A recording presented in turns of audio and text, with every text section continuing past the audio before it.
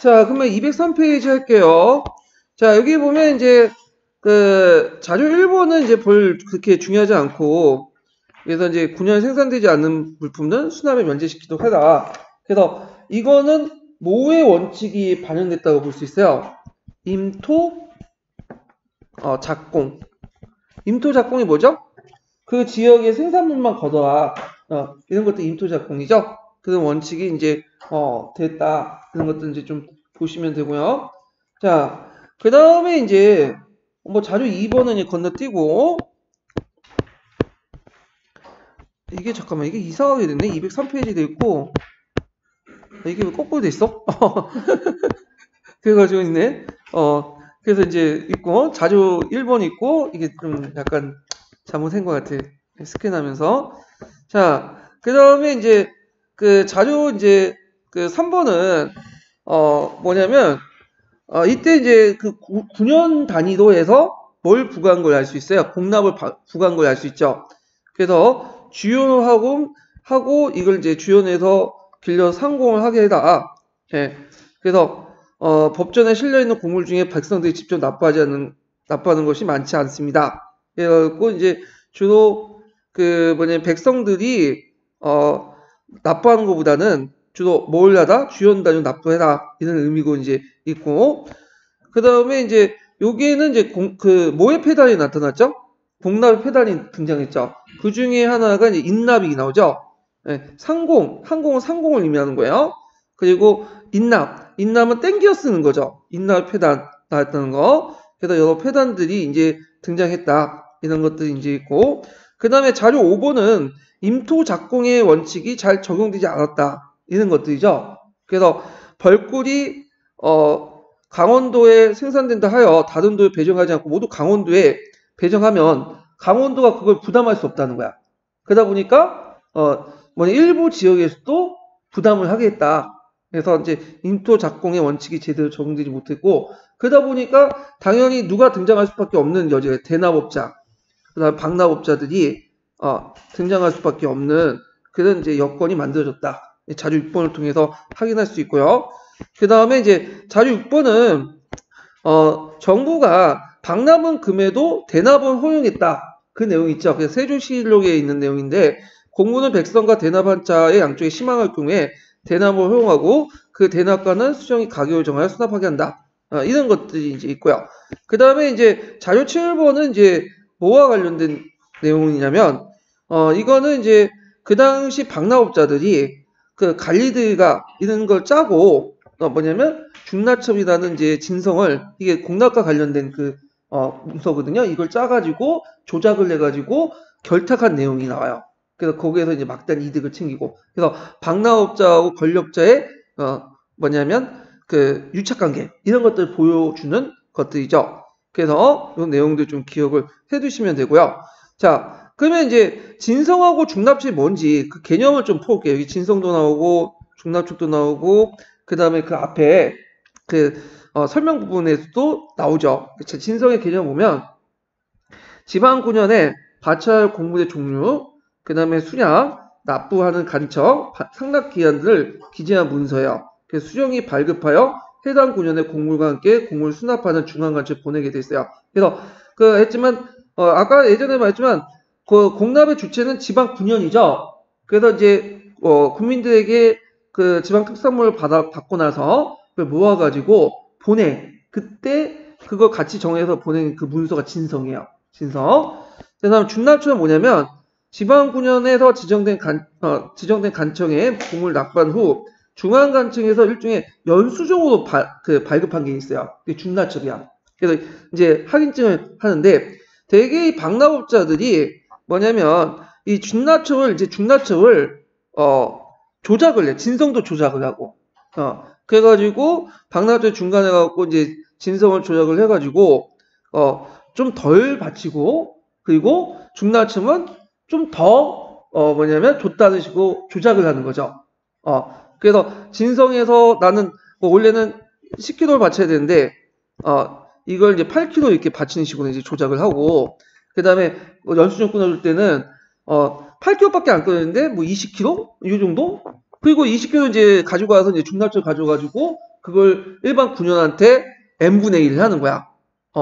그러니까 더 많은 이제 뭐냐면 그 공납을 갖다 바쳐야 되겠지. 일반 군연님 입장에서는 이해되겠죠? 그러면 이렇게 진성이나 중납청을 조장하려면 뭐예요? 정권하고 유착할 수밖에 없어. 권력층하고. 그래야지 조작이 가능해. 네, 이런 것들 문제점은 이제 있다. 그 다음에 이제 자료 8번 같은 경우에는 대납에 이제 하지 마라. 방납을. 이렇게 했는데 이건 대납자라고 해갖고 이제 이걸 아마 이게 방납자라고 이게 한 것 같아요. 사료에는 대납으로 되는데 아마 요 의미에서 이제 요게 앞에서는 대납은 우리가 그 나오는 허용된 대납이고 여기 대납은 방납업자 있죠. 그래서 방납업자가 이제 뭐냐면 하지 말라고 했는데도 했으니까 벌을 주는 그런 것들 이제 있죠. 자, 그래서 이제 이런 것도 있는데 이게 실효성이 별로 없어요. 몇 대 맞고 재수 없으면 걸리는 거고. 예. 자, 그 다음에 이제 뒤에 넘어가서 이제 쭉 있는데 이 내용은 이제 방납업자에서 폐단들이 쭉 나와요. 그래서 이런 것들 좀 보시면 될 것 같고요. 자, 그 다음에 이제 쭉쭉 넘어가서 뭘 보냐면 이게 이제 자료 15번을 좀 볼게요. 자료 15번. 자, 이게 숭의법 있죠? 이 자료 15번이 숭의법하고 관련되어 있는데 자, 거기 해주의 공물법에 보면 논 1개월마다 쌀 1주를 징수하고 간청에 물건을 마련하여 도속으로 상납하기 때문에 백성들은 쌀을 내는 것만 알고 다른 패단이 거의 없습니다. 참고로 해주는 어느 곳이냐면 그 항해도 아시죠? 항해도 가명이 있었던 곳이 해주예요. 해주. 그래갖고 지금 북한 땅이죠. 그래서 거기에 이제 대개 가명에 누가 있었어요? 감사가 있었죠. 그래서 이가 한때 해주 감사로 들어갔어. 그때 거기에서 이제 항약도 실시하고 그다음 일부 뭐냐면 수미법도 지방 자체에서 이제 실시하는 그런 거죠. 그래서 이걸 바탕으로 해서 해주에도 그러니까 이거를 전국 단위로 이제 뭐냐면 실시하면 모의 폐단이 없어질 것이다. 방납의 폐단도 자연스럽게 개혁할 수 있습니다. 그래서 이 수미법을 이제 올린 거예요. 이의가. 그래서 이의가 이제 이런 수미법을 올릴 수 있었던 거는 그 이의의 사상에도 볼 수 있죠. 이의는 도덕적인 원리 원칙보다는 상대적으로 뭐에 관심이 있죠? 나중에 얘기했지만 현실 개혁적인 모습을 띠게 돼요. 그의 사상이 뭐 이통기국론이나 이런 것들을 통해서 그래서 한약을 할 때도 한약을 먼저 하는 게 아니라 먼저 백성들을 충분히 먹여 살린다면 한약을 하자 이렇게 주장을 하고 그 다음에 두 번째로는 이제 아까 이 공물법을 이제 대납 방납의 문제점을 없애기 위해서 뭘 실시하자고 주장했죠? 자, 이거는 이제 수미법 같은 걸 실시를 이제 주장을 했던 것도 이제 그런 모습들 보이는 거죠. 네.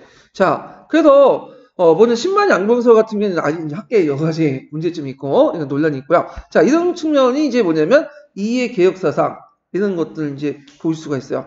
그래서 요것도 한번 시험 문제 나올 수 있을 것 같아요. 수미법 자체도 나올 수 있고 뭐 이걸 바탕으로 여기에 들어가 있는 어떤 이해 개혁 사상 뭐 이통 기국론 이렇게 쓰시면 되겠죠. 이건 나중에 이제 또 이 사상 이제 할 때 좀 보기도 하고 자, 그래가지고 이제 이렇게 있는데 여기에 보면 그 푸셈에 보면 뭐 각종 책이 나와요. 이것도 한번 읽어보는 것도 괜찮을 것 같아.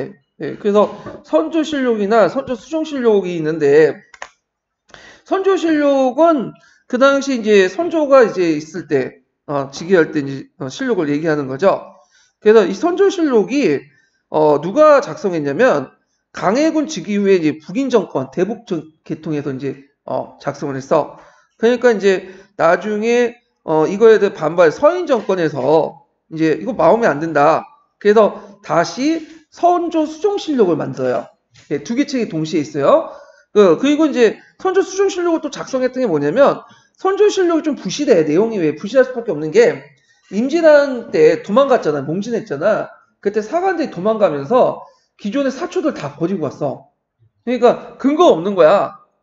그러다 보니까 선조실록이 좀 약간 사실관계에서 좀 빠진 부분이 많고 내용이 부족하니까 그걸 이제 보완해서 100년 뒤에 이제 선조 수정실록이 했어요. 그래갖고 이제 기존에 없었던 또 자료를 보강하고 그래갖고 갖다 붙이고 근데 문제는 이제 여기에 붙이면서 좀 자기 당파에 유리한 사료들을 갖다 붙인 게 있어요. 좀 약간 그래갖고 이제 선조실록은 이제 북인의 입장에서 이제 쓴 거고 그 다음에 이제 그 선조 수정실록은 서인들이 정권을 잡았고 이제 하고 쓴 거야. 그러니까 우리가 조선왕조실록을 당연히 객관적으로 이제 보고 있지만 실제 정치적 논리에서 뭐냐면 만들어진 게 이런 것들이죠.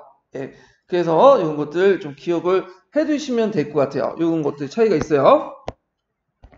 자, 그 다음에 이제 4번 보면 조언과 조창인데 이건 뭐 굳이 볼 필요는 없는데 대충 설명할게요. 자, 조는 이제 그 크게 이제 수운과 해운 이렇게 있고 그 다음에 내륙 강길에 이용한 걸 수운 또는 차문이라고 하고요. 바닷길에 이용한 걸 해운이라고 하죠. 그 다음에 그 각각의 이제 지역마다 조창이 있죠. 그래서 조창에서 이제 해를 통해서 중앙에 뭘로 운반되죠? 경창으로 운반되죠. 요 내용들이 있어요.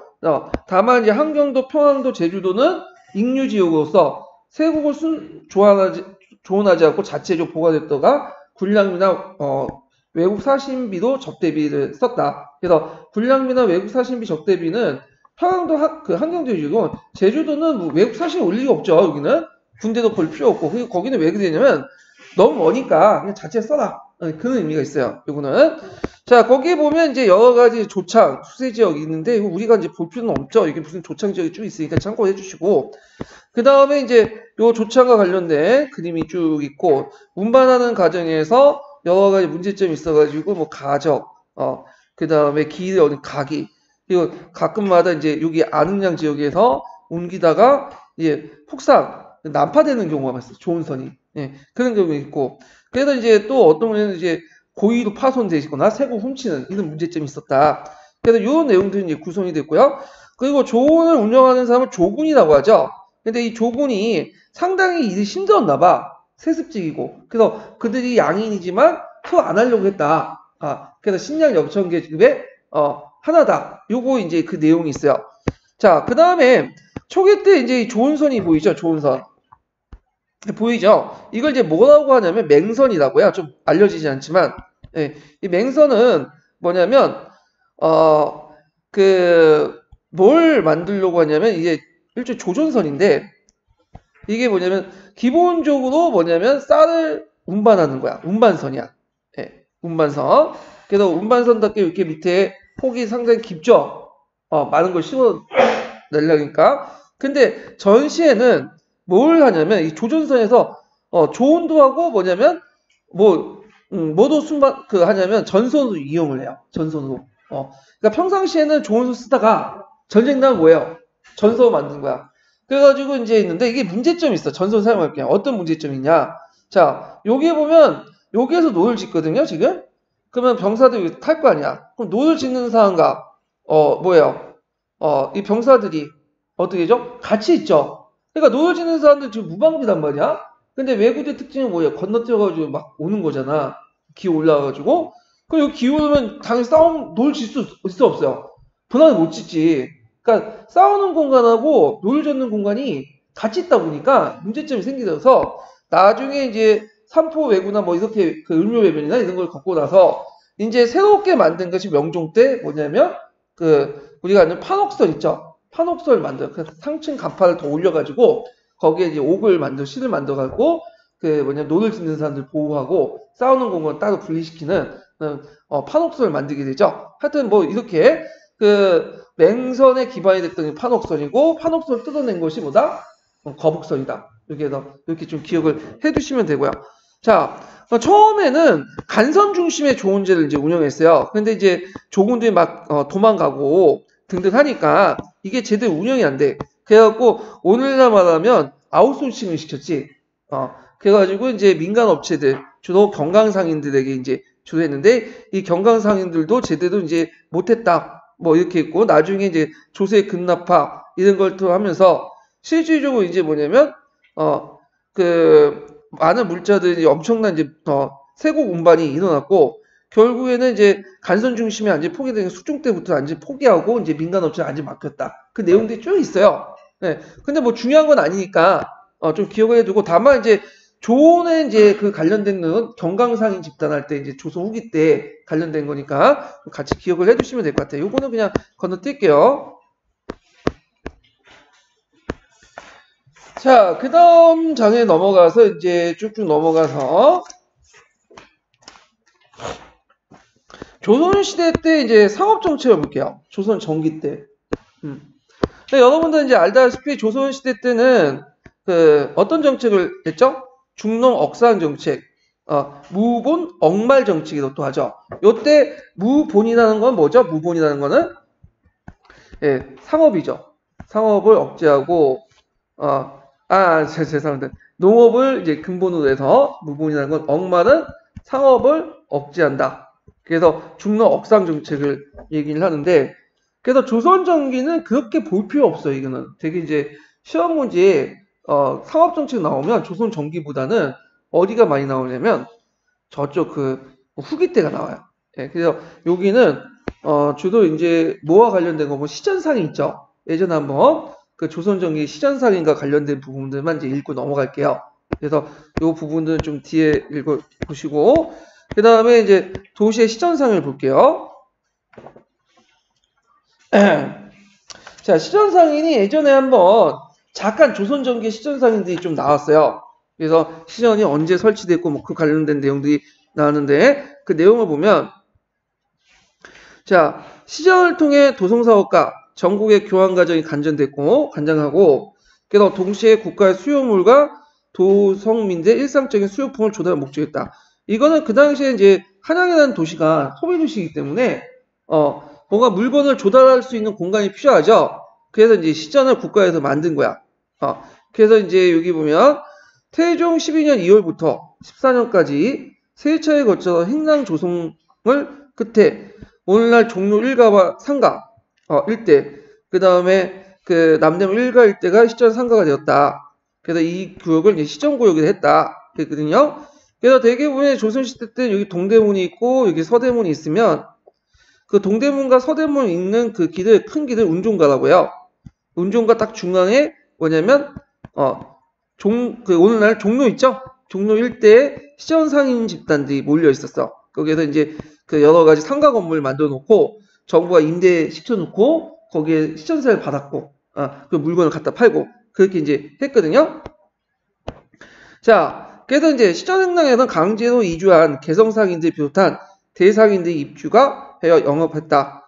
그래서 이제 시전은 각각의 판매 물품에 따라서 시전 내 일정 구역에 구분되어 배치되는데 그래서 이렇게 영업된 시전에는 여러 가지 물건들을 갖다 팔았죠. 철물전, 면주전, 목화전 등등등, 오전 등등등 이런 것도 있고 뭐 어물전, 입전 등등등을 이제 갖다 바쳤다. 그래서 이것이 이제 조선 후기 때 유기전이라 하여 그 등장한 대표적인 이제 시전상인 집단들이 성장하죠. 유기전이 성립된 기점에 대해서는 여러 가지 설이 있지만 이것도 대개 보면 인조설이 유력해요. 인조설이. 그러니까 조선 전기 때 유기전이 있었던 건 아니에요. 확실하게. 이거는 조선 후기 때 생긴 개념이에요.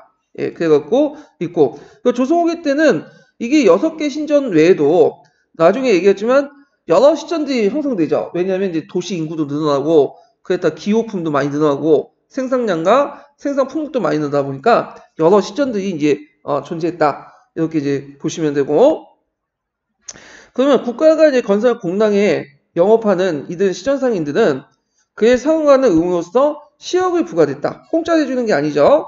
그래서 이제 일단 시전세는 상세를 내야 되고 그래서 상세는 각 시적 구성원들 수에 따라 일종의 인두세와 공랑의 인대는 공랑세 등등은 있고 그래서 두 번째 세금은 책판이야. 책판은 공부나 진사를 충당하지 못하는 국가의 수요물에 대한 충당 의무야. 그러니까 이제 가끔마다 공무이나 진상을 받지 못할 경우가 있어요. 그렇게 그걸 대신 납부를 하는 그런 의무가 있어요. 이 책판은 언제 있었냐면 양난 이후에 그게 되게 많았어요. 특히 왜냐하면 양난 이후에 이제 정부에서 재정이 뭐냐면 너무 궁핍했잖아요. 그래서 공랑이나 그 다음에 뭐 별공 등등 이런 것들 충당을 못했어. 그러다 보니까 이제 이 재정을 보충하기 위해서 되게 그 시전상인들에게 이런 것들 많이 내었거든요. 공물 진상 가지고 와라. 가격을 줄 때도 있고 가격을 주더라도 거의 반가? 낮은 가격을 주고 아예 안 줄 때도 있었어요. 근데 이게 한두 개도 아니고 매번 그러니까 불만이 있을 수밖에 없고 이게 사람이라는 게 아무리 권력관계가 있더라도 나름대로 두 개는 주고 두 개 뺐더라도 하나는 줘야 될 거 아니야. 그러니까 뭔가 반대국부를 해야지요. 그래서 이제 준 게 나중에 금난 정권이에요. 네, 금난 정권. 자, 뭐 이런 것들은 이제 연결시켜 나중에 얘기하고. 자, 그래서 독파 물품에 대금이 지급됐다. 아까 말했지만 대금이 지급해도 실제로 이제 시장 가격보다 훨씬 낮은 가격으로 지급했다고 보고 있어요. 예.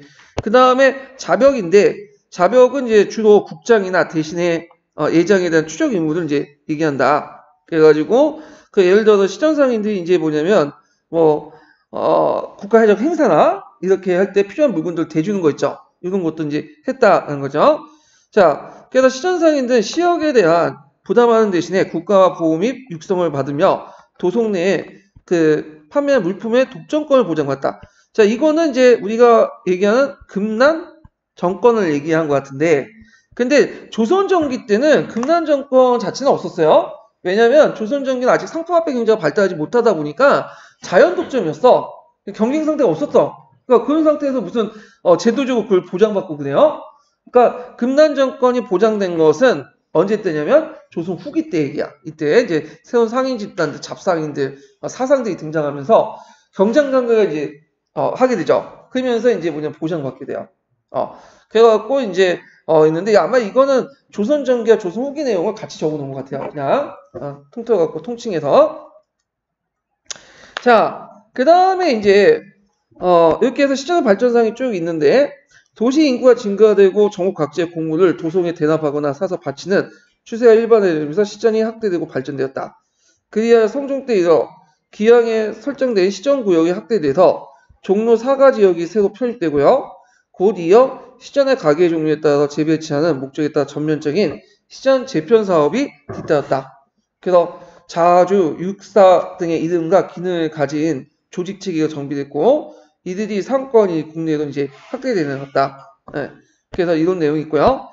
그 다음에 조선 전기에 이제 시전상이 사상계통이 있는데 사상계통은 이제 뭐냐면 뭐 볼 건 없어요. 이거는요. 이거는 그 조선 후기 때 봐야 돼. 이거는요. 예. 그 다음에 지방에 보면 행상이 있다. 그래서 행상은 돌아다니면서 물건을 갖다 파는 상인들이죠. 그래서 크게 나는 육상과 선상이 있는데 육상의 대표적인 사람이 보부상이에요. 보부상. 보부상은 두 개의 준말이 보상과 부상, 보자의 상수와 직위장수. 그래서 이들은 전국적인 어떤 뭐냐면 특권을 가지고 있어. 독점권. 그래서 이 보부상은 간상 집단이죠.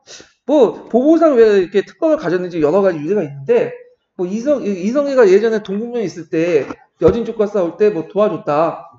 목숨을 살려줬다. 그런 설도 있고 그 당시 조선의 건국 과정에서 크게 여러 공헌을 했다. 왜냐면 보부상은 사회적 지위가 낮기 때문에 전국적 조직망을 가지고 있거든요. 그걸 메꾸고자. 자, 하여튼 이런 보부상 조직망을 갖고 있기 때문에 정부 입장을 또 동원하기 편해. 이런 집단들은. 그래서 나중에 이제 그 구한말 때 한국협회 아시죠? 이것도 보부상 조직이죠. 그러니까 정부가 공식적으로 하지 못한 일들을 할 수 있는 그런 집단들이 보부상이야. 그래서 이런 내용들 이제 같이 기억을 해두시면 되고 선상이라는 것은 바다도 이제 뭐냐면 운반하는 상위 집단이죠. 바다, 강가나. 그래서 대표적인 성상 집단이 누구냐? 경상이나 개성상이 이런 집단들인데 특히 이제 경강상인이 조선 후기 때 상당히 강조되는 선상 집단들이에요. 요거는 이제 조선 후기 때 보셔야 될 것 같아요. 조선 전기 때 관련된 내용은 그렇게 중요한 건 아니니까. 예. 그 다음에 장시 성립 과정에서 이제 보면 대개 보면 이제 언제로 보냐면 15세기 후반으로 봐요. 15세기 후반. 전라도 일대를 중심해 갖고 점점 형성이 됐다. 그래서 장시 형성 과정 기점 정도 기억을 해두시면 될 것 같아요. 예. 왜 그게 이제 15세기 후반 때 장시가 이제 자연 발생적인 장시가 형성됐냐? 그 당시 농업 생산량이 이제 올라가잖아요. 그러면서 잉여가 늘어나고 잉여 생산을 처분하는 과정에서 장시가 형성됐고 또 명가의 관계에서 대명 무역들이 행해졌죠. 그런 증거에서 이제 장시가 이제 그 역할을 했다. 그래서 이제 선상을 중심으로 장시가 이제 뭐 이렇게 형성이 됐다라는 것 등등이 있는데 여기는 안 나왔네. 하여튼 장시 성립과 관련돼 갖고 여기 부분이 있으니까 좀 기억을 해두시면 되고 요 정도만 기억하시면 돼요. 요거는 조선 전기 상하고 거의 볼 거 없어. 다 뭐 후기 때 나오는 거니까. 자, 그래서 이제 요것도 이제 그냥 넘어갈게요. 그렇게 중요한 것도 아니니까. 자, 그 다음에 이제 군역을 보죠. 군역이 중요하죠. 군역이. 자, 군역이 이제 예전에 몇 번 시험 문제 나왔기 때문에 좀 자세히 볼 필요가 있어요. 군역은. 자, 국역이라고 이제 하는데, 이 국역은 일종의 역이죠. 역인데, 그 예전에도 이제 몇 번 강조했지만, 몇 번 얘기했지만, 신역하고 뭐죠? 요역으로 나눠지죠. 그리고 신역은 다시 신분별 역이죠. 이 신분에 따라서 역이 나는데, 이거는 군역, 그 다음에 직역, 그 다음에 천역 이렇게 나눠지죠. 그래서 군역은 기본적으로 뭐 법제상 양이면 뭐죠? 다 해야 돼요. 그렇지만 직역이나 명분으로 빠지는 경우가 있어. 뭐 항교의 교생, 서원의 원생 이런 사람들은 직역을 지금 짊어지기 때문에 군대 빠져요. 군대에. 그래서 이제 서로 호환이 된다. 그렇게 좀 기억을 해주시면 돼요. 자, 그래서 있고, 그래서 제일 이제 군역이 이제 있는데, 이 군역은 지금도 문제점이 있죠, 상당히. 가기 싫어하고, 군대에. 예. 그래서 예전에도 마찬가지. 군대 가면 뭐 좋을 거 없잖아. 예.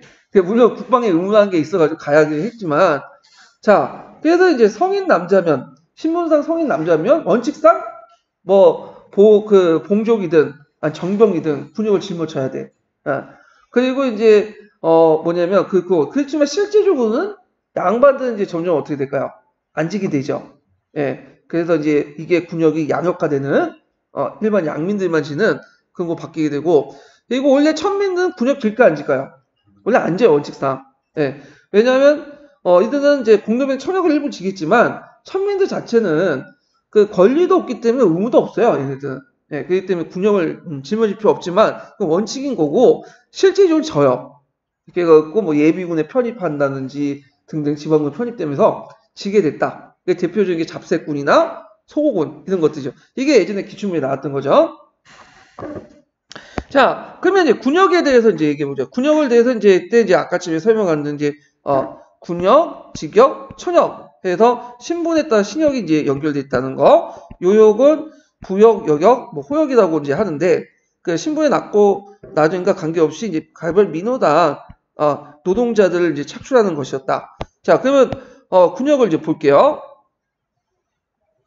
자, 조선의 군역은 관료와 항리와 같은 직역 부담자 및 교생 등의 면역자, 그리고 공사청의 천역 부담자를 제외한 양반에서 평민까지, 그러니까 신분상 양인 계층은 모두 법제적으로 짊어져야 신역이고 국역이었다. 자, 그래서 군역은 신역을 중심으로 양인만 부담했기 때문에 그 양역이라고 하기도 했다. 왜냐하면 이게 원칙상은 그렇지만 실제로는 양인들만 하죠. 나중에 양역이라고 했죠. 그리고 이제 보통 징발되는 16세에서 60세까지 이제 남자들 부과했고요. 자, 근데 실제 군대를 다 가는 게 아니에요. 왜냐면 일단 군대를 다 착출해 버리면 노동력 어떻게 써? 국가 입장 때는. 예. 그리고 그 당시에 군대는 특징이 뭐냐면 자비로 가는 거예요. 거의 대부분. 물론 이제 중요한 무기들은 국가에 대주지만 뭐 간단하게 의복이라든지 군복, 그다음에 먹을 거, 그다음에 그 당시 이제 창과 칼, 방패, 갑옷 같은 건 누가 마련해야 돼? 자비도 마련해야 돼. 그러다 보니까 어느 정도 경제력이 있어야지만 군대 갈 수 있는 거야, 이것도. 그래서 이런 것도 고려했기 때문에 어느 사람 다 뭐냐면 정병으로 뽑아가지고 착출하지 않지만 안 가더라도 원칙상은 보이는 돼야 돼. 경제력 보조해주는 그런 사람이 돼야 된다. 자, 그래서 이제 여기 보면 토지와 인정을 고려해 자연호를 나누거나 합쳐서 일정한 군호를 편성하고 1군호에 한 명씩 정군을 내기하고 군호 내에 정군을 제외한 나머지를 봉족이라 해서 이벽의 여러 측면 경제적 지원을 했다. 그래서 세종 10년에 마련된 보법제가 그것이다. 자, 이 보법제를 지금 설명하고 있는데 이 보법을 이해하려면 그 전에 무슨 걸 이해해야 되냐면 봉족제를 이해해야 돼요. 봉족제. 이 봉족제. 봉족제가 이제 문제점이 많으니까 보법 넘어간 거죠. 봉족제는 뭐냐면, 자, 아까 이제 그 군대에 가려면 어느 돈이 있어야 된다고 했죠. 경제 능력이. 근데 조선 초기 때는 그렇게 경제적 능력이 없었어요. 많은 사람들이. 그러니까 많은 사람들이 군역의 대상자가 아니었어. 그러니까 어느 정도 살만한 집안 애들이 군역의 대상자야. 어느 정도 자기 토지를 갖고 있는 지주는 아니어도 자작농 정도 되는 사람들이 군역의 대상자였거든요. 그래갖고 이제 봉족제들은 주로 자작농이나 원칙상 그래요. 지주를 대상으로 하는 거예요. 그러니까 여기 토지를 갖고 있는 사람들은 토지가 없는 사람은 이게 제예요. 이 사람들은 적용이 안 돼요. 예.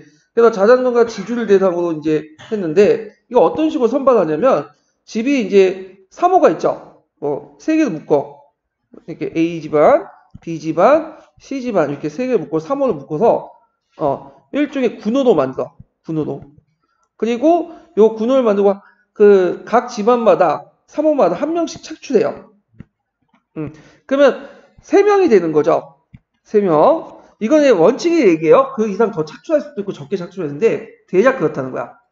그래갖고 3호당 한 군호를 만든 다음에 거기에 이제 한 명은 정병호 가고 실제 군대 가고 2명은 그걸 뭐냐면 보조해주는 봉조 이렇게 하죠. 되게 정병호 가는 사람들은 어떻게 갈까요? 주로 좀 돈이 많은 사람이 가요. 돈이. 왜냐 군대 가려면 돈을 이제 좀 많이 갖고 있는 사람이 상대적으로 유리하잖아요. 무기도 만들 수 있고 살 수도 있어야 되니까. 그러니까 봉족들은 그냥 좀 상대적으로 돈이 적은 사람이 봉족 역할을 해. 예. 자 그렇게 이제 하는데 여기에서 이제 문제점이 생겨요. 어떤 문제점이 생기냐? 되게 조선 초기 때는 건세가들이 자기 호에 많은 사람을 편입을 시켜놨어. 그러니까 한 호대도 성인 남자들이 상당히 많은 호들이 있어. 근데 많은 호는 한 명당 착출하죠. 근데 또 어떤 호는 자연호에서 이제 뭐 조그만 토진이 있어갖고 군역의 대상은 되는데 어떤 문제점은 성인 남자들이 한두 명밖에 없어. 그런 경우에는 이제 여기에도 문제. 그리고 나머지 그러다 보니까 이제 요는 이거 군역의 불균형 형상이 일어나고 그리고 여정들이 많이 생기죠. 실제 군대 안 가는 사람들. 그래갖고 이제 원칙은 양인계병으로 내세웠지만 양인계병 제대로 안 됐어요. 그리고 이 봉족제 자체가 사람을 기준하는 게 아니라 원래는 군역은 인을 기준하는 거죠. 인정을. 근데 이거 인정이 아니라 실제 뭘 기준하는 거죠? 호를 기준하는 거야. 호. 그래서 이제 이게 문제점이 생기니까 나중에 세조 때 이제 보법을 이제 하기 전에 이제 인원을 정확히 파악을 해야 되잖아. 성인 남자 수를. 그래서 이제 뭘 실시했냐면 호패법을 실시한 거야. 예. 그래서 호패를 차지 않는 사람들은 와서 이제 붙잡아갖고 이제 뭐냐면 매를 맞는 식으로. 그러니까 사람들이 호패를 이제 신청해서 차게 하는데 호패를 차게 하는 만들면 이제 뭐도 하냐면 군족도 같이 작성을 해요. 호족도 같이 작성하고. 그 당시 태어나자마자 호족 작성을 안 했거든. 지금처럼 주민등록 신고 안 했어요. 왜 안 했을까요? 해봤자 별 이익이 없기 때문에 안 한 거야. 그러면 이제 이런 식으로 해가지고 이제 다 작성하게 만든 다음에 이제 뭐냐면 인원을 파악하고 나서 보호법을 실시한 건데 이게 이제 한경도에서 문제가 생긴 거야. 한경도는 그 천박한 땅이 많죠. 이거 살기도 힘들고 숲기도 좋아. 그래서 그 범죄를 저지르는 사람들이나 아니면 역을 기피한 사람들이 거기 모여 살면서 그 지방 토호 밑에 살았는데 토호 입장 올 때 호패법이 마음에 안 드는 거야. 이거 지금 하면 군역에 다 끌려가잖아. 밑에 있는 사람들이. 그러니까 이제 이게 불만은 이제 상당히 갖고 있었는데 이때 이제 이시에가 봉기를 하니까 이 지방 토호들이 이제 봉기를 같이 합세해 버린 거죠. 그게 무슨 난이에요? 이시의 난이야. 그래서 그 통론에는 중앙집권을 강화시켰다. 이렇게 예명하게 실시했는데 실제는 이제 호패법을 이제 본격화시켜서 하니까 그거에 대한 반발? 이렇게 볼 수가 있어요. 예. 자, 하여튼 이런 식의 문제점이 있기 때문에 세조 10년에 이게 이제 제대로는 양인계병제를 하자. 그래서 모든 양인이면 빈틈없이 다 군역을 짊어지게 하자. 그리고 양인계병제 원칙을 내세웠고, 그리고 이제 기준이 자연호가 아니라 이제 뭐의 기준이죠? 이제 인정을 기준으로 해. 그래서 이제 보법은 자연호를 기준으로 이제 한 게 아니라 군호를 이제 뭐냐면 따로 해요. 보라고 이제 하는 단위를 기준으로 해서 군호를 만들죠. 자연호를 군호로 만드는 게 아니라 자 보면 보법은 이정을 1보로해요. 1보로하고 그리고 1보는 이렇게 하고 이들이 이제 일종의 군호가 되는 거죠. 예. 그러니까 이정을 일종의 군호로 만들죠. 그러니까 종전에 3정 1호의 군호에서 2정 1보의 군호로 편성을 해. 이건 편호예요. 그래서 자기 집안 출신이 아니라 랜덤으로 엮어가지고 모두 다 속하게 일부를 만들어. 그리고 그 다음 변종에 따라서 그 정병들 지원을 해줘. 네. 그래가지고 이제 이렇게 했는데 또 성인 남자뿐만 아니라 토지 5결에다 일정을 준하도록 해요. 그러니까 이 토지 5결에다 일정을 준하도록 하면 어떤 효과가 있냐? 자, 예전에 건세가들이나 그다음 관료들은 어떤 식으로든 뭐 직역이든 여러 가지 백을 쓰든 빠졌어. 근데 이들에게 이제 토지 5개월당 하면 이들이 직역을 짊어지더라도 토지 5개월 갖고 있으면 일단 한 명을 내야 돼. 물론 자기가 직접 가진 않겠죠. 이 정도 이제 뭐냐면 토지를 갖고 있는 사람은 사람을 사서 가겠죠. 예. 그래서 이제 이렇게 있고 그다음에 노비 자녀 수도 봉족수를 계산해요. 이들도 이제 뭐냐면 계산을 해가지고 어떻게 하든 지가 가지 않더라도 경제적 보조를 하도록 이렇게 해요. 그러니까 예전에는 성인 남자를 기준했는데 이제는 토지와 노비도 기준해가지고 훨씬 더 타이트하게 운영해서 그 누정과 누호를 빠지는 것을 막는다. 그래서 앞에 이제 막연하게 자연호를 기준으로 해서 3호당 한 명씩 착취해서 3명이 군호를 편성하면 여정이 많다고 했죠. 그래서 이런 것들을 이제 보완하고자 만들었다. 그래서 이걸 통해서 군역의 담당자가 크게 확대된과 동시에 균이 다 평준화됐다. 그러나 여러 가지 이제 문제점이 있어. 왜냐 보법의 시행은 호다 혈통관계를 무시하는 단위 설정 이런 것들이 문제점이죠. 이제 뭐냐면 예전에는 자연호에서는 이제 할 때 나름대로 그 같은 집안끼리 하고 그 다음에 이제 혈통관계도 좀 약간 인정해줬어. 왜냐면 이런 게 있어요.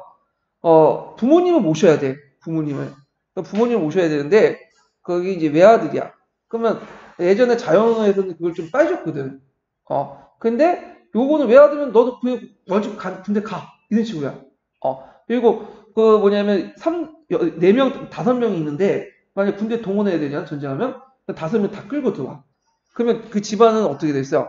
만약에 그 전쟁에서 패배하면 다 죽으면 다 전사하면 집안 혈통이 끊어지는 거잖아. 그러니까 그게 이제 조선시대에 보면 혈통관념이 되게 강한 사회에서는 상당히 문제점이 된 거야. 제사 지내는 사람도 무시하고 끌고 가면 어떡하냐. 이런 논리가 나오는 거죠. 한 명은 살려줘야 될 거 아니야. 자, 그 다음에 이제 토지 5개월당 일정을 하다 보니까 이게 토지 중정제라고 하죠. 대토지 소유자 반반. 이런 문제점이 하겠다. 그래서 보호법의 내용도 외워두셔야겠지만 보호법의 문제점도 외워두셔야 돼요. 예, 그래가지고 있고 여기는 안 나와있지만 또 보호법이 시행되면서 어떻게 요역자가 감소하죠. 요역자가 그러니까 이제 어떤 형상들이 일어나죠? 군역의 요역화 형상들이 일어나죠. 예, 이것도 이제 문제점이 나죠.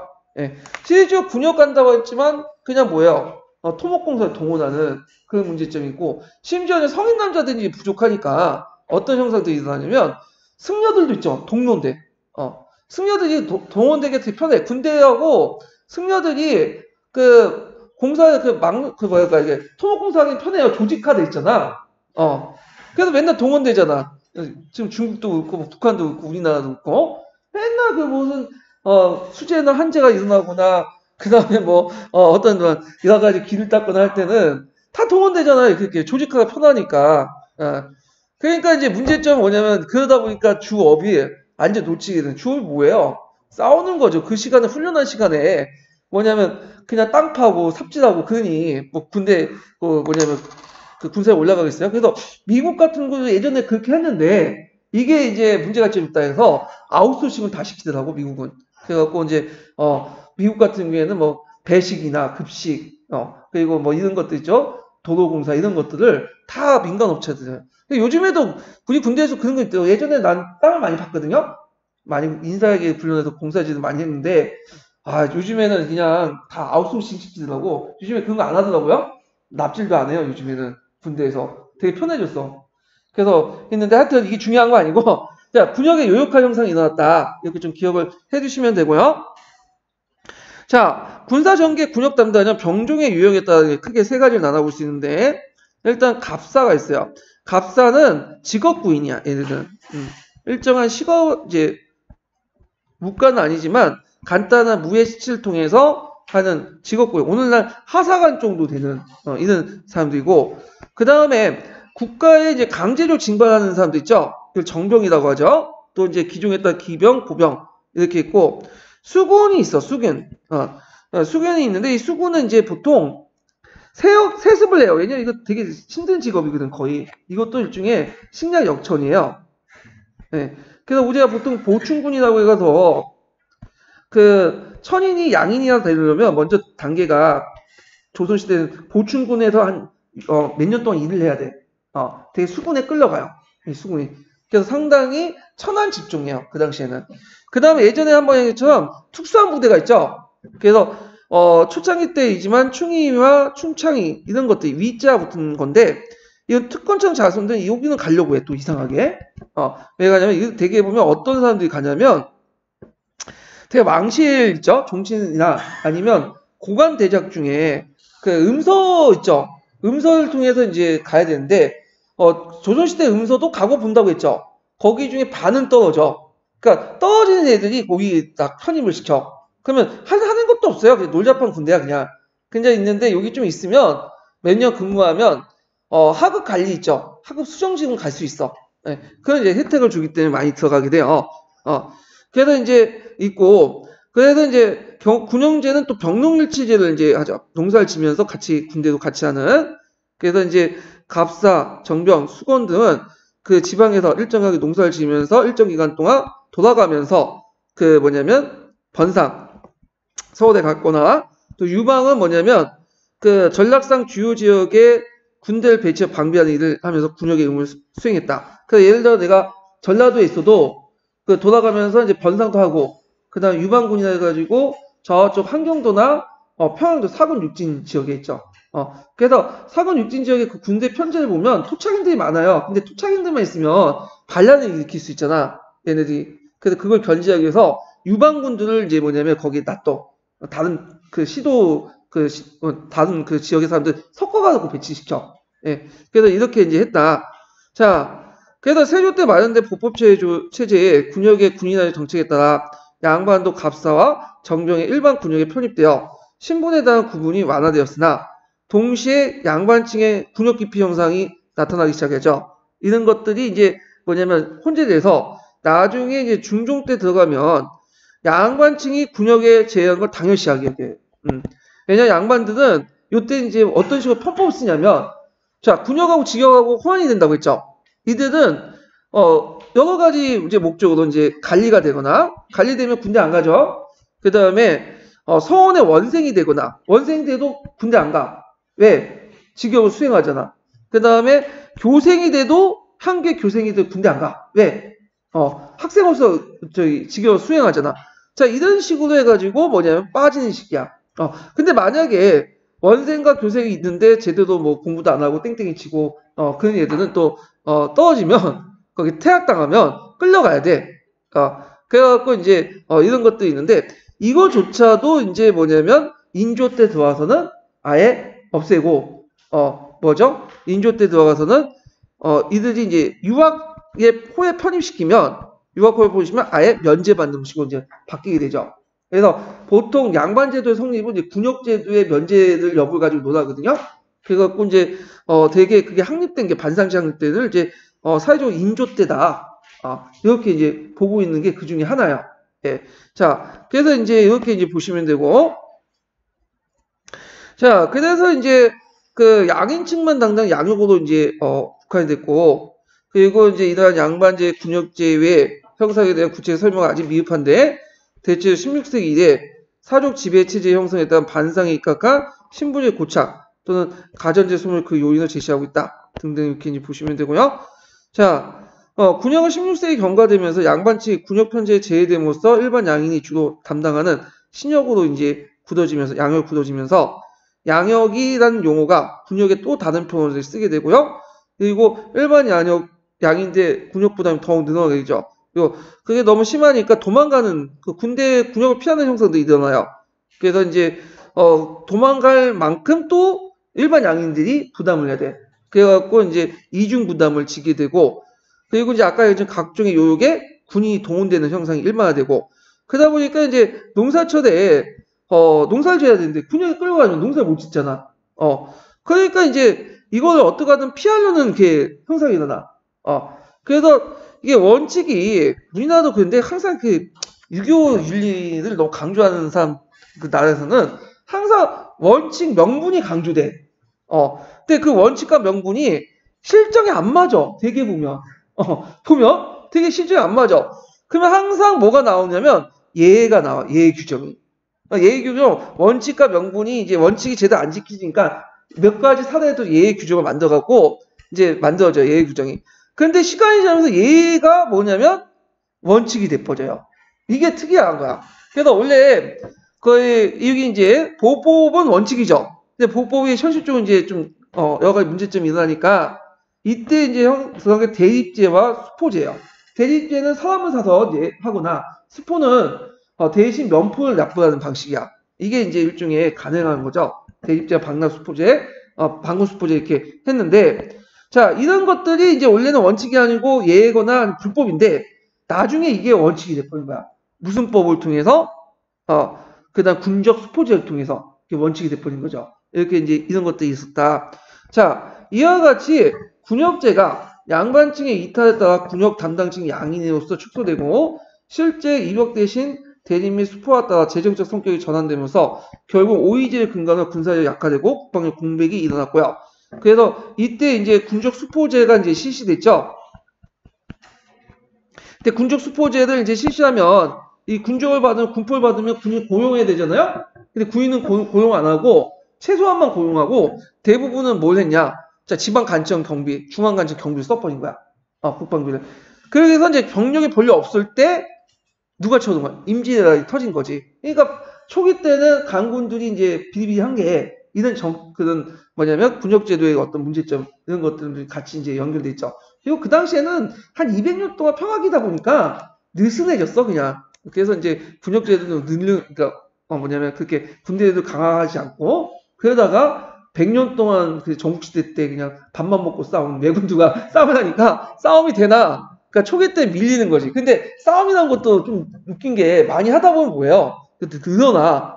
그러니까 또 일본 애들보다 우리가 좀 신체적으로 건장하잖아요. 키도 크고 몸집도 있고 하니까 이제 일본 애들 이제 후반기 때는 정묘회랑 들어가서는 일본 애들 이제 상당히 힘이 강해지니까 이때는 이제 조선군이 왜 이렇게 세졌냐 이런 말도 이제 일어나고 자 그래서 이제 이런 것도 있는데 뭐 이거 나중에 임진할 때 얘기하고요. 자, 직역은 제가 이제 직역까지 하고 싶지만 일단 시간 관계상 직역 부분은 나중에 이제 할게요. 자, 오늘 수고하셨습니다. 감사합니다. 잠깐만요. 아이고 이거 잘못 눌렀네.